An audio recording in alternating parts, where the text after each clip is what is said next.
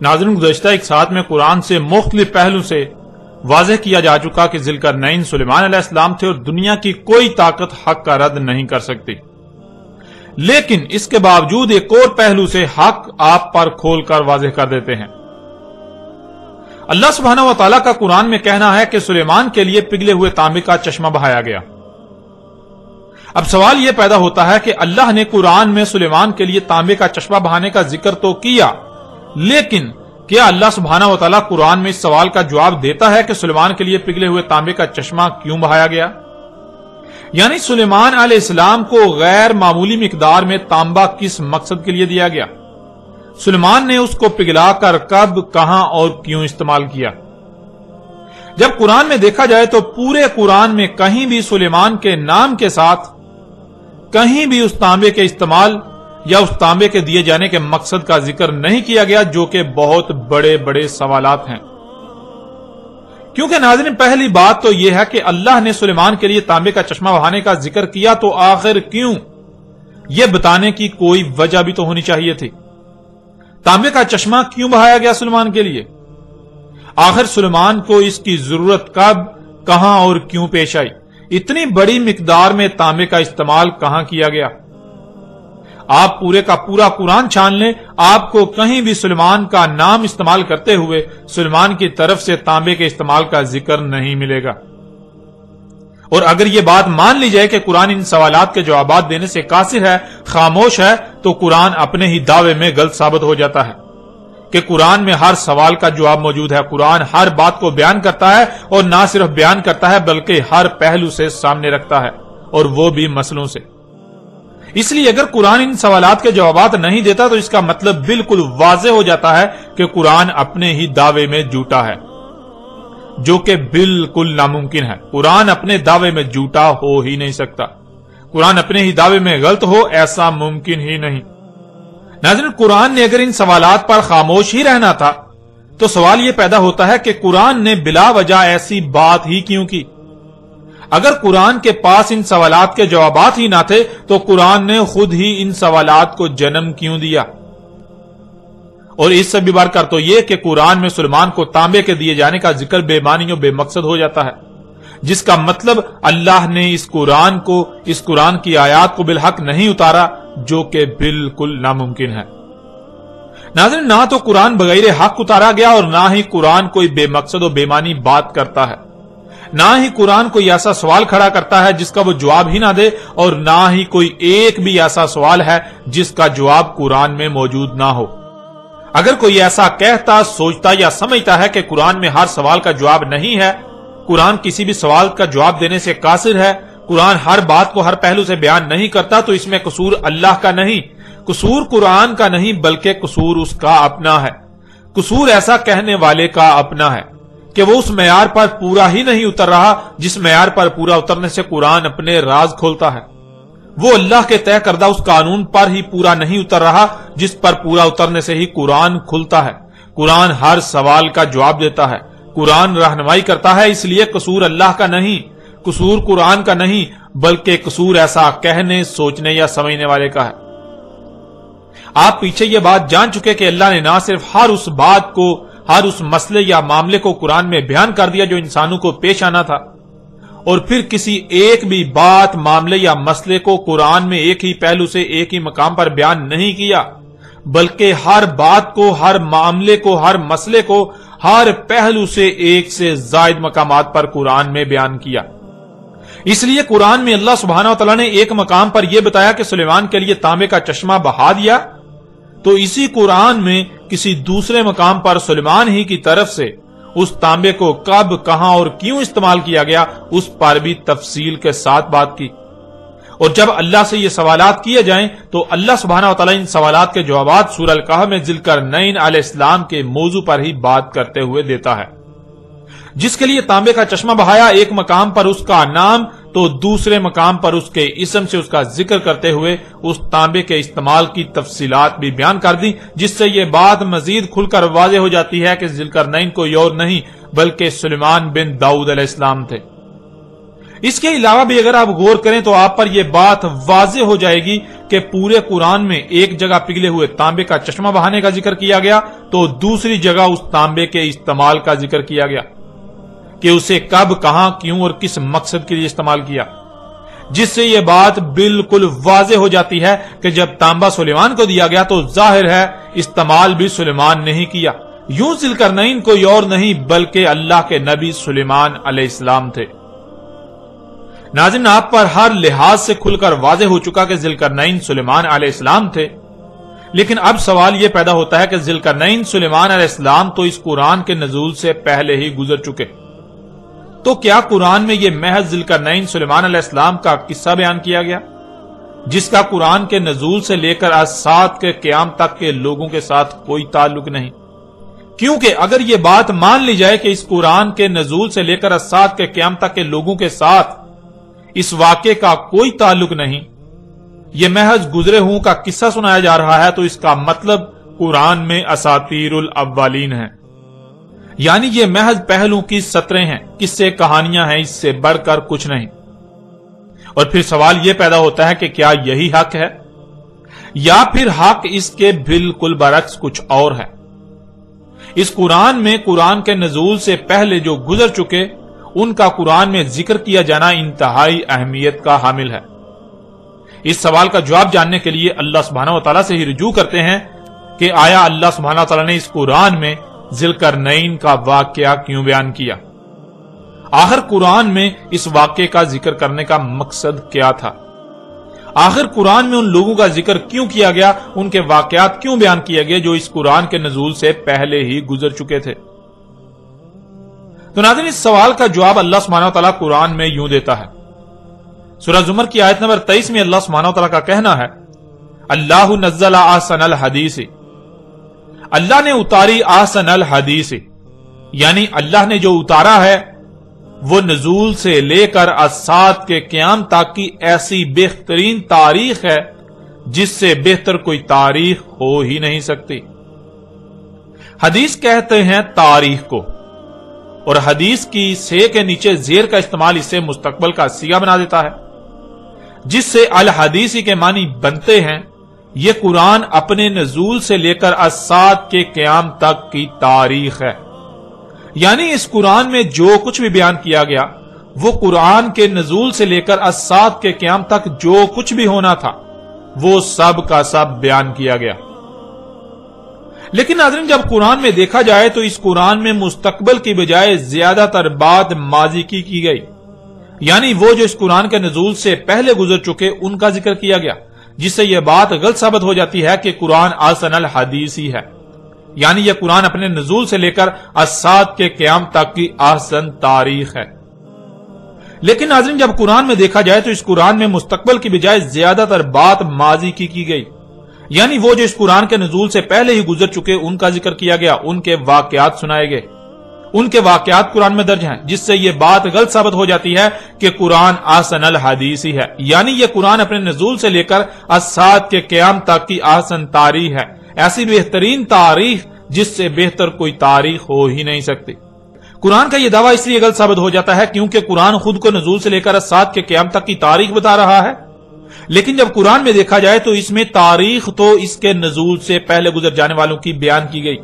جیسے کہ قوم نوح، قوم عاد، قوم سمود، قوم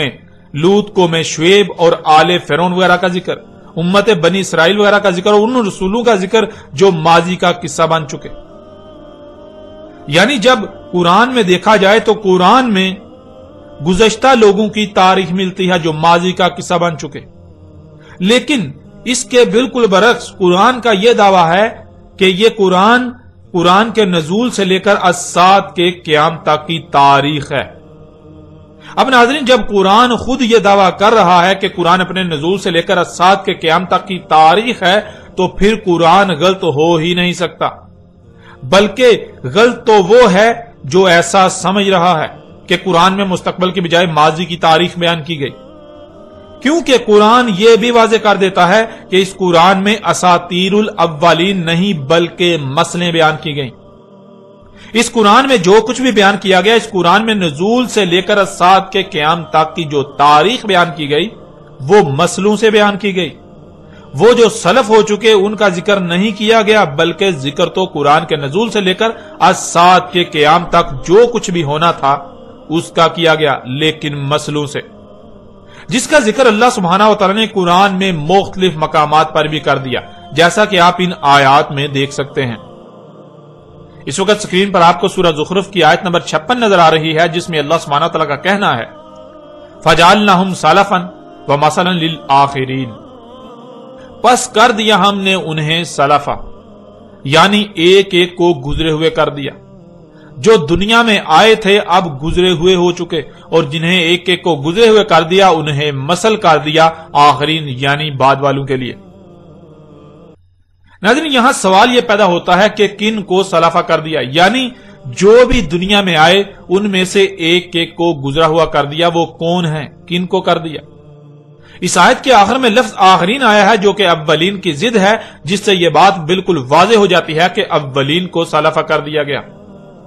اس کے علاوہ بھی اگر آپ سورہ زخرف کی اس آیت سے پچھلی آیات کو دیکھیں تو آپ پر واضح ہو جائے گا کہ پیچھے اولین کا ہی ذکر کیا جا رہا ہے،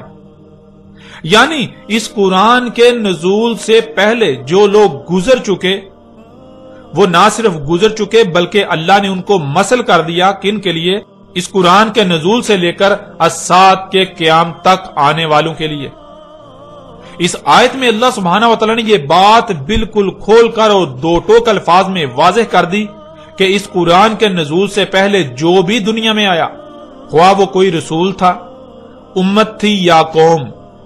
ایک ایک کو گزرے ہوئے کر دیا۔ اس قرآن کے نزول سے پہلے جو بھی دنیا میں آئے، جو اولین تھے ان کو گزرے ہوئے کر دیا، اور نہ صرف گزرے ہوئے کر دیا بلکہ انہیں مثل کر دیا آخرین، یعنی بعد والوں کے لیے، اس قرآن کے نزول سے لے کر الساعۃ کے قیام تک آنے والوں کے لیے۔ ناظرین، یہ وہ وجہ ہے جس وجہ سے اللہ سبحانہ و تعالی نے قرآن میں کئی مقامات پر یہ بات بار بار واضح کی اور ہر پہلو سے واضح کی کہ اس قرآن میں ہر شے کو مسلوں سے بیان کر دیا گیا۔ اس قرآن میں مسئلیں بیان کی گئیں، نہ کہ اساطیر الاولین، جیسا کہ آپ سکرین پر نظر آنے والی آیات میں دیکھ سکتے ہیں۔ سورہ الاسراء کی آیت نمبر 99 میں اللہ سبحانہ وتعالی کا کہنا ہے وَلَقَدْ صَرَفْنَا لِلنَّاسِ فِي هَذَا الْقُرْآنِ مِنْ كُلِّ مَثَلٍ فَأَبَىٰ أَكْثَرُ النَّاسِ إِلَّا كُفُورًا، اور تحقیق کے، یعنی تم اپنی طرف سے پوری تحقیق کر لو، اپنے گھوڑے دوڑا لو، جو کہا جا رہا ہے وہی تمہارے سامنے آئے گا، وہی حق ہے۔ ہم نے ہر پہلو سے، ہر لحاظ سے پھیر پھیر کر سامنے لے آئے، بیان کر دیا انسانوں کے لیے اس قرآن میں تمام کی تمام مسئلوں سے۔ پس انکار کر دیا انسانوں کی اکثریت نے، مگر اس لیے کہ جو کچھ بھی انہیں عطا کیا گیا وہ اس مقصد کے لیے استعمال ہی نہیں کرنا چاہتے جس مقصد کے لیے انہیں عطا کیا گیا، وہ اپنی خواہشات کی اتباع کرنا چاہتے ہیں۔ اس لیے انسانوں کی اکثریت نے اس بات کا انکار کر دیا کہ اللہ نے اس قرآن میں ہر شے کو مسئلوں سے بیان کر دیا۔ اس قرآن کے نزول سے لے کر الساعۃ کے قیام تک جو کچھ بھی ہونا تھا وہ سب کا سب ہر پہلو سے بیان کر دیا مسئلوں سے۔ اس بات کا انسانوں کی اکثریت نے انکار کر دیا۔ پھر آگے سورہ الکہف کی آیت نمبر 54 میں اللہ سبحانہ وتعالی کا کہنا ہے وَلَقَدْ صَرَفْنَا فِي هَذَا الْقُرْآنِ لِلنَّاسِ مِنْ كُلِّ مَثَلٍ وَكَانَ الْإِنسَانُ أَكْثَرَ شَيْءٍ جَدَلًا، اور تحقیق کے، یعنی تم اپنی طرف سے پوری تحقیق کر لو، تم اپنے گھوڑے دوڑا لو، جو کہا جا رہا ہے وہی تمہارے سامنے آئے گا اور وہی حق ہے۔ ہم نے ہر پہلو سے، ہر لحاظ سے پھیر پھیر کر سامنے لے آئے، بیان کر دیا انسانوں کے لیے اس قرآن میں تمام کی تمام مسئلوں سے، یعنی اس قرآن میں ماضی میں پیش آنے والے واقعات میں سے صرف ان کا ذکر کیا جو خو بخو اس قرآن کے نزول سے لے کر الساعۃ کے قیام تک پیش آئیں گے۔ انسانوں کے ہر سوال کا جواب ہر پہلو سے، ہر لحاظ سے پھیر پھیر کر اس قرآن میں بیان کر دیا۔ قرآن کے نزول سے لے کر الساعۃ کے قیام تک انسانوں کو جب جب جو جیسے جیسے رہنمائی درکار تھی، سب کا سب اس قرآن میں ہر پہلو سے پھیر پھیر کر تمہارے سامنے لے آئے۔ اور تھا انسان اکثریت معاملات میں جھگڑا کرنے والا، سو جھگڑا ہی کیا۔ یعنی قرآن کی بات تسلیم کرنے کی بجائے اپنی خواہشات و اپنے خود ساختہ الہوں کی باتوں کو قرآن پر ترجیح دی۔ جب بھی قرآن نے کسی معاملے میں رہنمائی کی تو اپنی بےہودہ دلیلوں کو قرآن پر پیش کیا اور قرآن کے مد مقابل اور اشیاء کو لا کھڑا کیا، وہ بات تسلیم نہ کی جو قرآن نے کی۔ ناظرین، ان آیات میں اللہ سبحانہ تعالیٰ نے یہ بات واضح کر دی کہ قرآن کے نزول سے لے کر اجساد کے قیام تک انسانوں کو جو معاملات بھی پیش آنے تھے،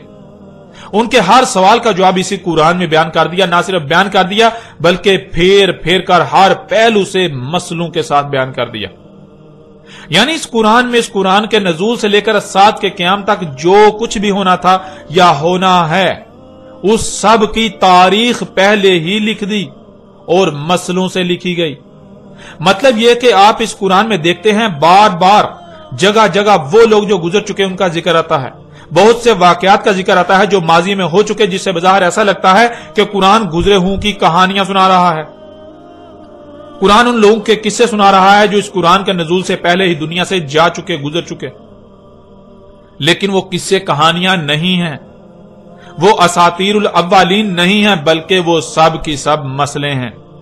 ماضی میں جو کچھ بھی ہوا اس میں سے وہ اور ایسے بیان کیا جو آگے مستقبل میں ہونے والے واقعات کا احاطہ کرے۔ یعنی اس قرآن کے نزول سے لے کر اجساد کے قیام تک کی تاریخ اس طرح مسئلوں سے لکھی گئی جس سے نہ صرف ماضی کی تاریخ بھی آ جاتی ہے اور مستقبل میں کیا کچھ ہونا ہے اس کی تاریخ بھی بن جاتی ہے۔ جہاں امت بنی اسرائیل کا ذکر کیا جا رہا ہے تو اگر اس سے مراد یہ لے لیا جائے کہ یہاں بنی اسرائیل کا ذکر کیا جا رہا ہے تو پھر جان لیں بنی اسرائیل تو گزر چکے، ماضی کا قصہ بن چکے۔ تو اس کا مطلب یہ ہوگا کہ قرآن بنی اسرائیل کی کہانی سنا رہا ہے، بنی اسرائیل کا واقعہ سنا رہا ہے۔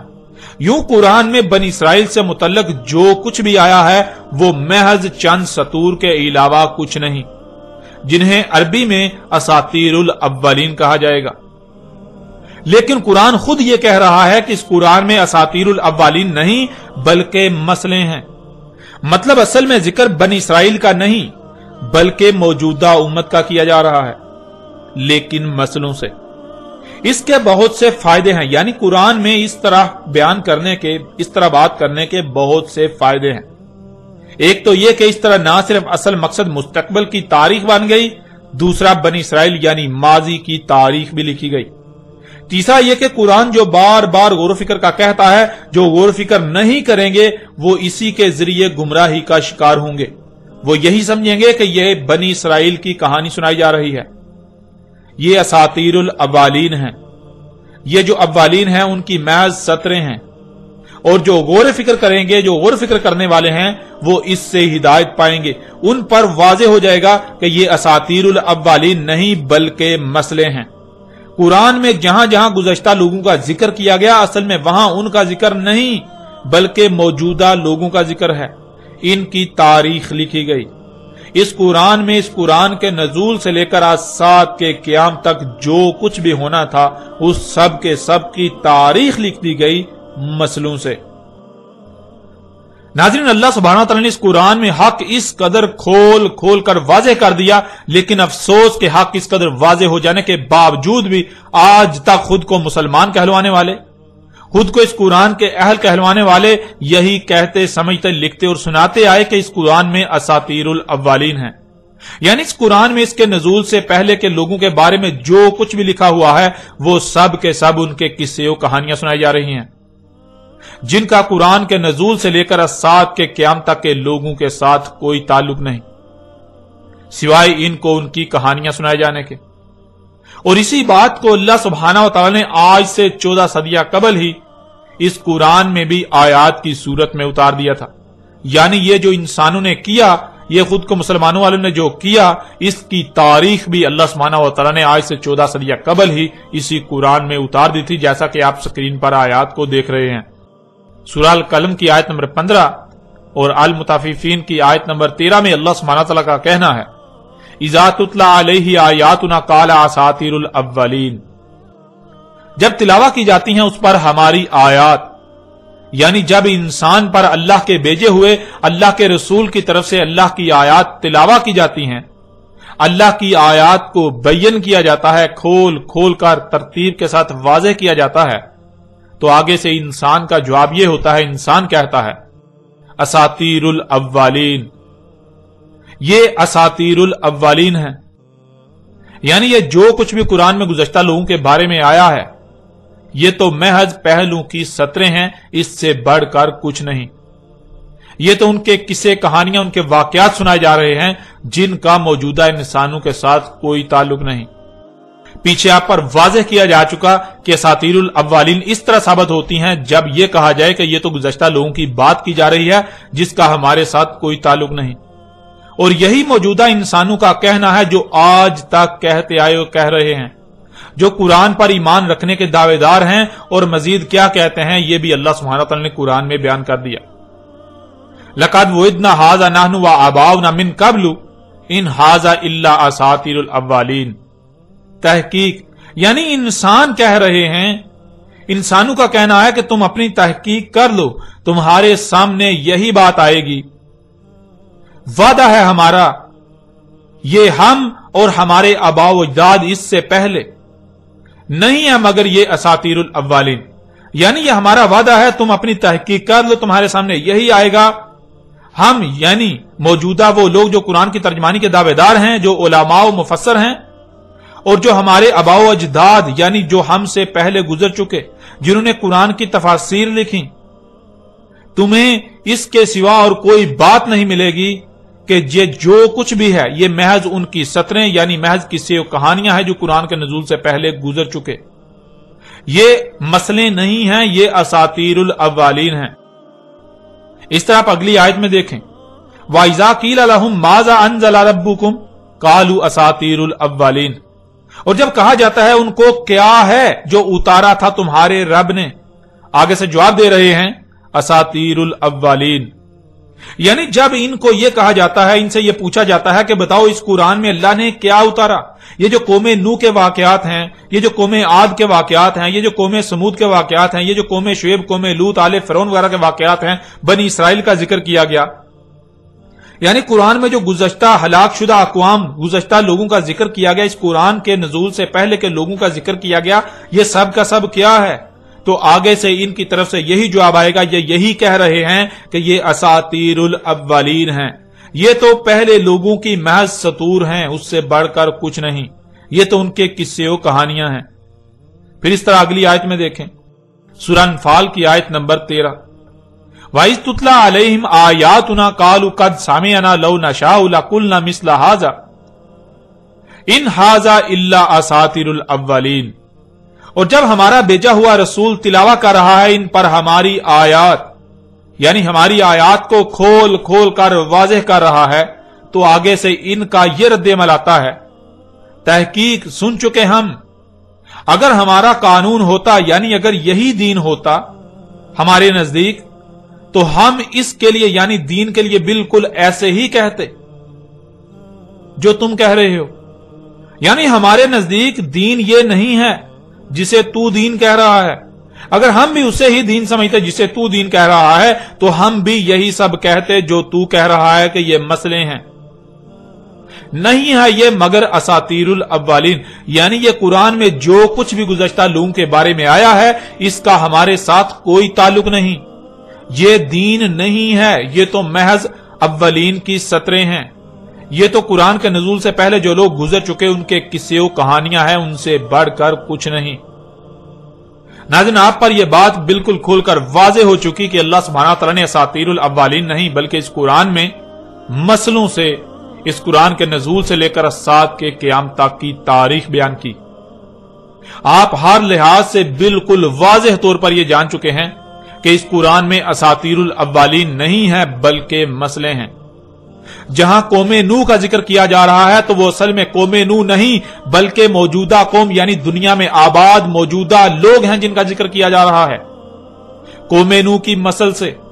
کیونکہ قوم نوح تو اولین میں سے تھی، اولین کو سلف کر دیا گیا، اور نہ صرف سلف یعنی گزرے ہوئے کر دیا گیا بلکہ انہیں مسل کر دیا گیا آخرین یعنی بعد والوں کے لیے۔ جہاں قوم نوح کے الفاظ آئے ہیں تو وہاں اصل میں ذکر ان کی مسل موجودہ قوم کا ہے، इसी तरह कुरान में जहां जहां अव्वलीन का जिक्र आया है तो वहां असल में उनका जिक्र नहीं, कौमे आद, कौमे समूद, कौमे लूत, कौमे शुएब या आले फिरौन का जिक्र नहीं, उम्मत बनी इसराइल का जिक्र नहीं, बल्कि वो तो तुम्हारी ही तारीख बयान कर दी गई थी मगर मसलों से। जहां जहां उम्मत बनी इसराइल का जिक्र आता है तो वहां असल में बनी इसराइल का जिक्र नहीं किया जा रहा, बल्कि बनी इसराइल को तो सलफ यानी गुजरे हुए कर दिया गया, और उन्हें ना सिर्फ गुजरे हुए कर दिया बल्कि मसल कर दिया बाद वालों के लिए। तो जरा गौर करें, उम्मत बनी इसराइल तो सलफ हो चुकी, और उनकी मसल कौन सी उम्मत है? उनके बाद कौन सी उम्मत आई? उनके बाद कौन है जिन्हें उम्मत बनाया गया? जो उनके बाद वाली उम्मत है। नाज़रीन, जिनको सलफ यानी गुजरे हुए कर दिया, उनको सिर्फ गुजरे हुए नहीं बल्कि मसल कर दिया बाद वालों के लिए। यानी जो भी इस कुरान के नजूल से पहले इस दुनिया में आए वो ना सिर्फ गुजरे हुए हो गए बल्कि उन्हें मसल कर दिया इस कुरान के नजूल से लेकर आज के क़याम तक के लोगों के लिए। इसलिए इस कुरान में जहां भी गुज़श्ता हलाकशुदा लोगों का जिक्र हो रहा हो, इस कुरान में जहां भी गुज़श्ता लोगों का जिक्र किया जा रहा हो, वो असल में उनका जिक्र नहीं है। वो असल में उनका जिक्र करके आपको उनके किस्से कहानियां सुनाना मकसद नहीं है, बल्कि वो तो इस कुरान के नजूल से लेकर सात के क़याम तक की तारीख बयान की जा रही है मगर मसलों से। असल में जिक्र गुजरे हुओं का नहीं बल्कि बाद वालों का किया गया। जिक्र इस कुरान के नजूल से पहले वालों का नहीं बल्कि जिक्र तो इस कुरान के नजूल से लेकर सात के क़याम तक आने वालों का किया गया। जैसे कि जहां भी कौमे नूह का जिक्र आता है तो वो कौमे नूह का जिक्र नहीं किया जा रहा, असल में मौजूदा कौम का जिक्र किया जा रहा है। कौमे नूह की मसल से वो असल में जिक्र मौजूदा कौम का है। और अगर इसके बावजूद भी कोई ये कहता है कि वहां कौमे नूह का ही जिक्र किया जा रहा है, उसका मौजूदा कौम के साथ कोई ताल्लुक नहीं, तो उसका मतलब वो ये दावा कर रहा है कि कुरान में मसले नहीं बल्कि असातीरुल अव्वलीन हैं। ऐसा ही कुरान में जहां जहां उम्मत बनी इसराइल का जिक्र किया गया वहां असल में जिक्र उम्मत बनी इसराइल का नहीं बल्कि उम्मत बनी इसराइल को तो सलफ कर दिया गया, और जिन्हें सलफ कर दिया गया ना सिर्फ सलफ बल्कि उन्हें मसल कर दिया बाद वालों के लिए। इसलिए वहां असल में जिक्र उम्मत बनी इसराइल की मसल इस मौजूदा उम्मत का किया जा रहा है। और नाज़रीन, इसी बात को एक दूसरे पहलू से भी आपके सामने रखते हैं, आप पर बिल्कुल खोलकर वाज़ेह कर देते हैं। इस कुरान में तमाम की तमाम आयात हैं। आयात लफ्ज जमा का सीगा है और इसका वाहद है आयत, और लफ्ज आयत जिद है बैयन की। बैयन कहते हैं शय का हर लिहाज से, हर पहलू से वाज़ेह होना, उसका राई बराबर हिस्सा भी कोई पहलू भी पोशीदा ना होना, छुपा हुआ ना होना। यानी किसी भी शय का जिसका जिक्र किया जा रहा है उसका हर पहलू से उसका अंग अंग बिल्कुल खुलम खुला सामने होना, वाज़ेह होना। और इसके बरक्स आयत कहते हैं पूरी की पूरी शय को छुपा देना या छुपे हुए होना, और उसका छोटा सा हिस्सा, छोटा सा पहलू सामने होना जो आयत कहलाएगा, जिसमें गौर करने यानी जिसकी गहराई में जाने से वो क्या था जो छुपा दिया गया, जो छुपा हुआ है वो खुल कर सामने आ जाएगा। यानी आयत कहते हैं जो सामने नजर आ रहा है वो असल हकीकत नहीं बल्कि असल हकीकत आप पर उस वक्त तक वाज़ेह नहीं होगी जब तक कि आप उसमें गौर नहीं करते, उसकी गहराई में नहीं जाते। जो सामने नजर आ रहा है वो असल हकीकत पर पड़ा हुआ पर्दा है। जो सामने नजर आ रहा है जो कि आयत है वो असल हकीकत नहीं बल्कि असल हकीकत पर पड़ा हुआ पर्दा है। जब तक आप उस पर्दे के पीछे नहीं जानते तब तक हकीकत आपके सामने नहीं आएगी। नाज़रीन, इसे आप एक छोटी सी मिसाल से भी समझ सकते हैं। मसलन आप अपनी आंखों से देखते हैं कि आपको सूरज जमीन के गिर्द घूमता हुआ नजर आता है, जमीन रोटी की तरह गोल और चपटी नजर आती है। ये जो आप अपनी आंखों से सामने देख रहे हैं ये बैयन नहीं, यानी ये खुलम खुला असल हकीकत नहीं है बल्कि ये आयत है, असल हकीकत पर पड़ा हुआ पर्दा है। असल हकीकत क्या है वो उस वक्त तक सामने नहीं आएगी जब तक कि आप आयत में यानी जो सामने नजर आ रहा है उसमें गौर नहीं करते, उसमें गौर व फिक्र नहीं करते, उसकी गहराई में नहीं जाते, उस पर्दे के पीछे नहीं झांकते। और असल हकीकत क्या है ये आज पूरी दुनिया पर वाज़ेह हो चुकी है कि सूरज के जमीन के गिर्द घूमने से नहीं बल्कि जमीन के सूरज के गिर्द अपने ही महवर पर घूमने से रात और दिन आ जा रहे हैं। अब नाज़रीन, अगर कोई उससे ही असल हकीकत कहे या मान ले जो आंखों से नजर आ रहा है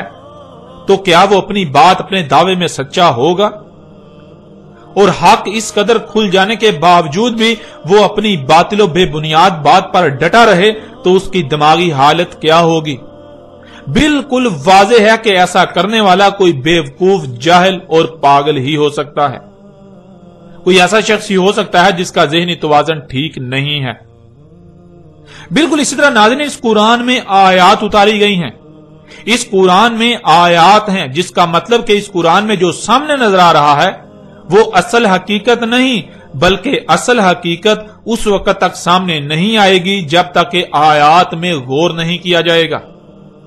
یہ جو سامنے ہے آیات کی صورت میں، یہ اصل حقیقت پر پڑا ہوا پردہ ہے۔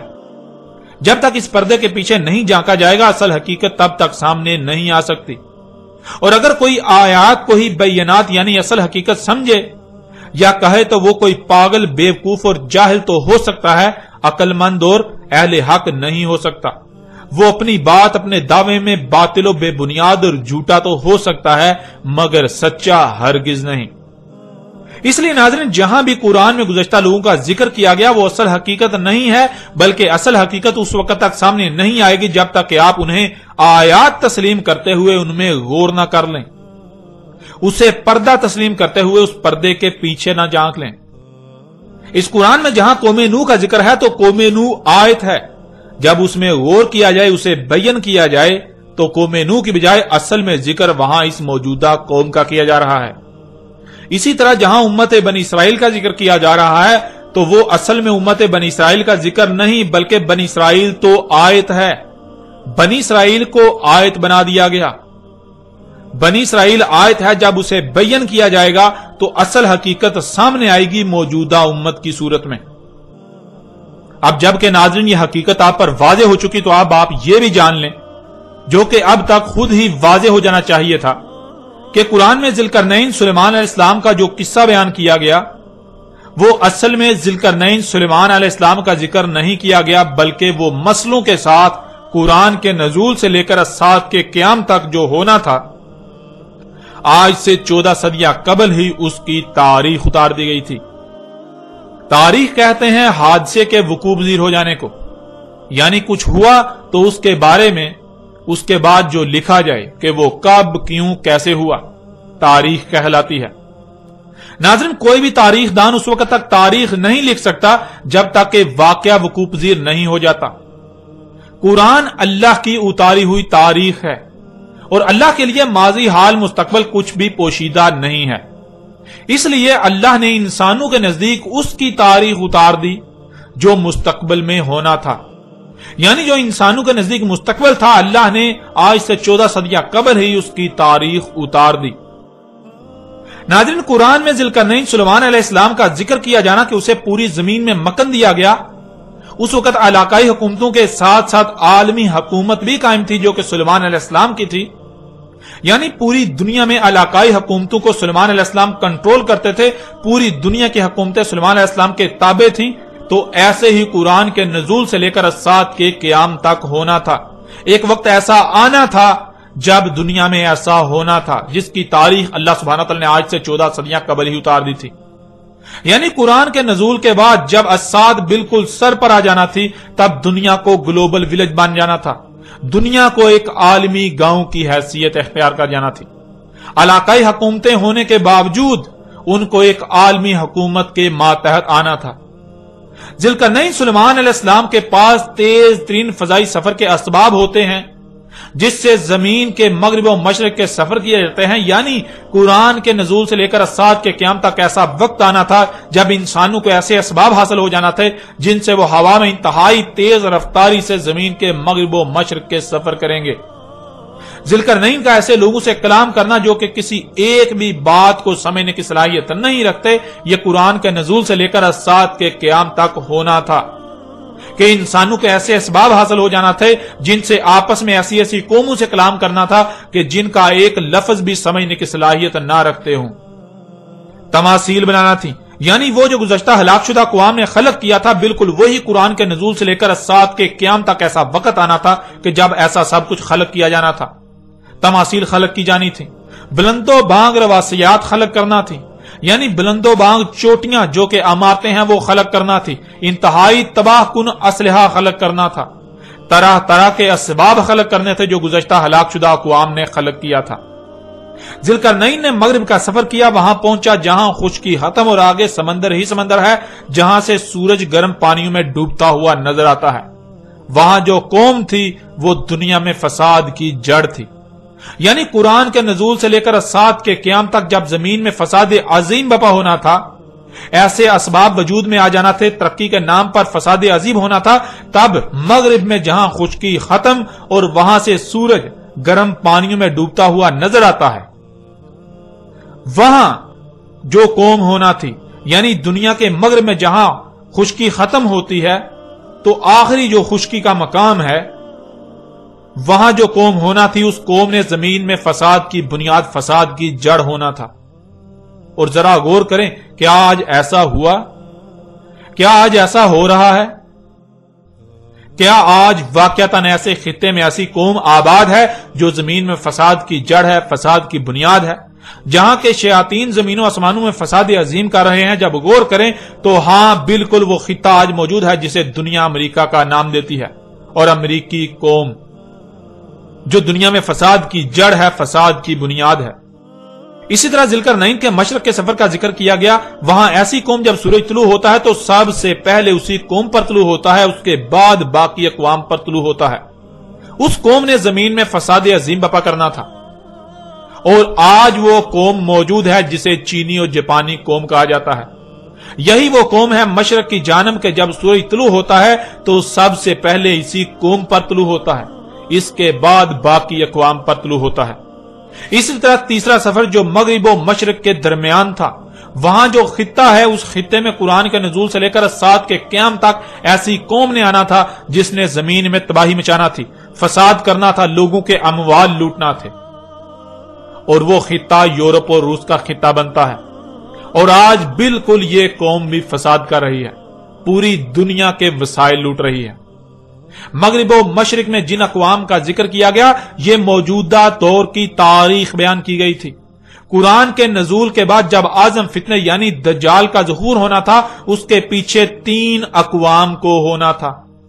ان میں سے ایک دنیا کے مغرب میں آباد امریکی قوم، دوسری دنیا کے مشرق میں آباد چینی اور جاپانی قوم، اور تیسری ان دونوں کے وسط میں آباد روسی اور یورپی قوم۔ یہ عظیم راز آج سے 14 صدیاں قبل ہی بیان کر دیے گئے تھے۔ اس وقت جو لوگ یہ سب کچھ کر رہے تھے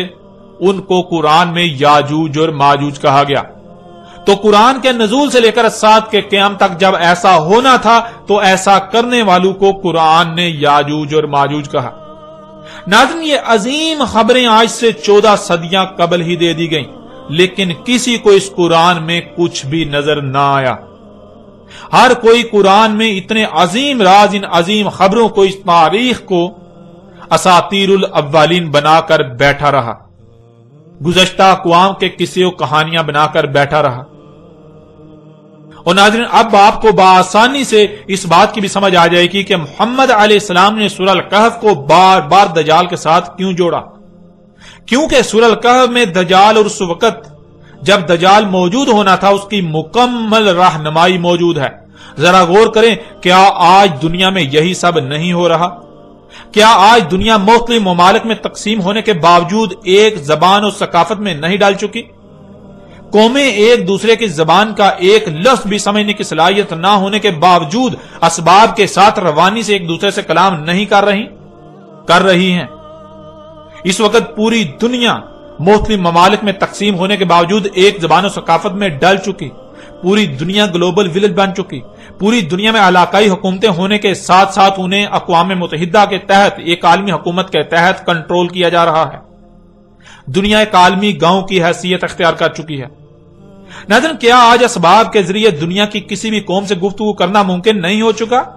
یہاں تک کہ نہ صرف ممکن بلکہ انتہائی آسانی کے ساتھ ان لوگوں کے ساتھ بات چیت کی جا سکتی ہے اور کی جا رہی ہے جن کے ساتھ ان اسباب سے قبل بات کرنے کا تصور بھی نہیں کیا جا سکتا تھا۔ اور ناظرین، کیا آج دنیا کے مغرب و مشرق تک انتہائی تیز رفتار پرسکون اور ہوائی سفر ممکن نہیں ہو چکا؟ کہ آج بڑے پیمانے پر لوہا، تانبا اور طرح طرح کی اشیاء کو زمین اور پہاڑوں سے نہیں نکالا جا رہا؟ دانتوں کو بڑے پیمانے پر پگھلا کر ان سے اسلحہ وغیرہ نہیں بنایا جا رہا؟ کیا آج تقریباً ہر طرح کے اسباب وجود میں نہیں آ چکے؟ کیا آج اسی طرح زمین میں فساد نہیں کیا جا رہا جیسے ذوالقرنین سلیمان علیہ السلام کے وقت کیا جا رہا تھا؟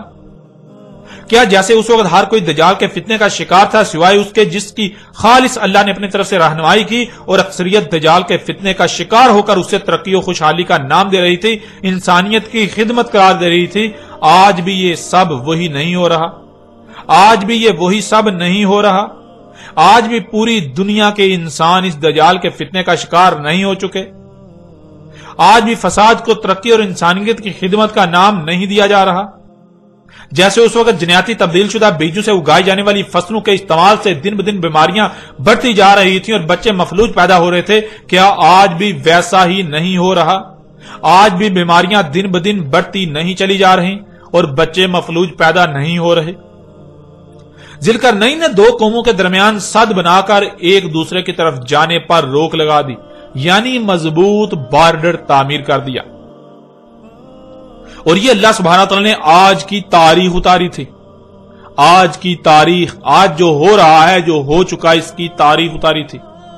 ذرا غور کریں کہ آج پوری دنیا میں بارڈر تعمیر کر کے قوموں کا ایک دوسرے کی طرف سفر اس قدر ناممکن نہیں کر دیا گیا؟ کیا قوموں کے درمیان دیواریں تعمیر نہیں کر دی گئیں، رکاوٹیں نہیں کھڑی کر دی گئیں؟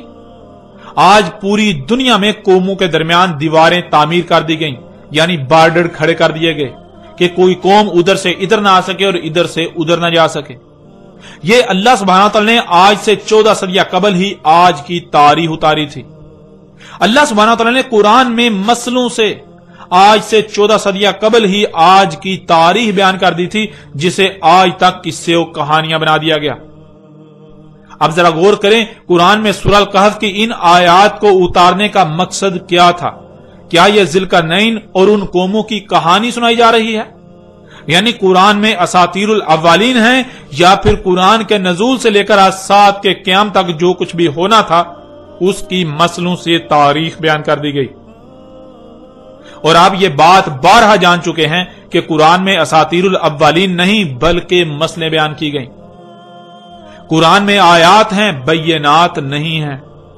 یعنی سورہ الکہف کی آیات میں جو سامنے نظر آ رہا ہے وہ اصل حقیقت نہیں، بلکہ اصل حقیقت تو اس کے پردے میں چھپا دی گئی، ان آیات کے پردے میں چھپا دی گئی۔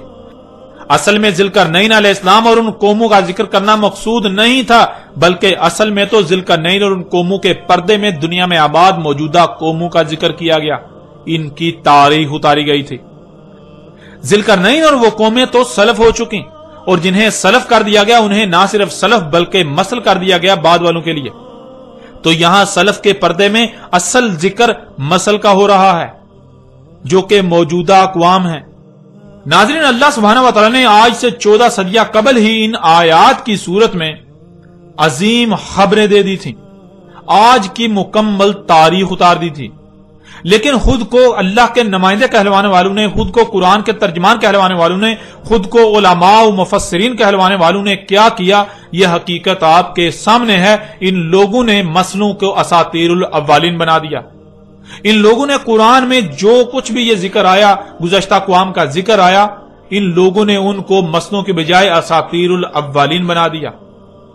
انہوں نے ان کو ان قوموں کے قصے و کہانیاں بنا دیا، اور پھر ان قصے و کہانیوں کو اتنا پھیلایا گیا کہ کوئی تصور بھی نہ کر سکے، کسی کے تصور میں بھی نہ آئے کہ قرآن میں اساطیر الاولین نہیں بلکہ مسئلے ہیں۔ آپ ان کی تفاسیر اٹھا کر دیکھیں، آپ ان کے تراجم اٹھا کر دیکھیں، آپ کسی بھی ملا سے پوچھ لیں، کسی مفسر سے پوچھ لیں، آپ کسی سے بھی سوال کر لیں کہ قرآن میں یہ جو گزشتہ اقوام کا ذکر کیا گیا یہ کیا ہے، تو آپ کے اوپر بالکل واضح ہو جائے گا کہ ان لوگوں نے یہ قرآن میں اساطیر الاولین بنا دی۔ ان لوگوں نے قرآن میں ان سب کے سب کو ان لوگوں کے قصے و کہانیاں بنا دیا گیا اور ہر طرف پھیلا دیا، جو کہ آج زبان زد عام ہے۔ کسی کو بھی علم نہیں کہ اللہ سبحانہ و تعالیٰ نے تو اس قرآن میں، اس قرآن کے نزول سے لے کر الساعۃ کے قیام تک کی تاریخ اتاری تھی۔ ناظرین، ذوالقرنین علیہ السلام کے اوپر ہر لحاظ سے کھول کھول کر واضح بات ہو چکی۔ اب بڑھتے ہیں اور آگے، اور آئندہ ایک ساتھ میں بات کریں گے یاجوج اور ماجوج کے موضوع پر۔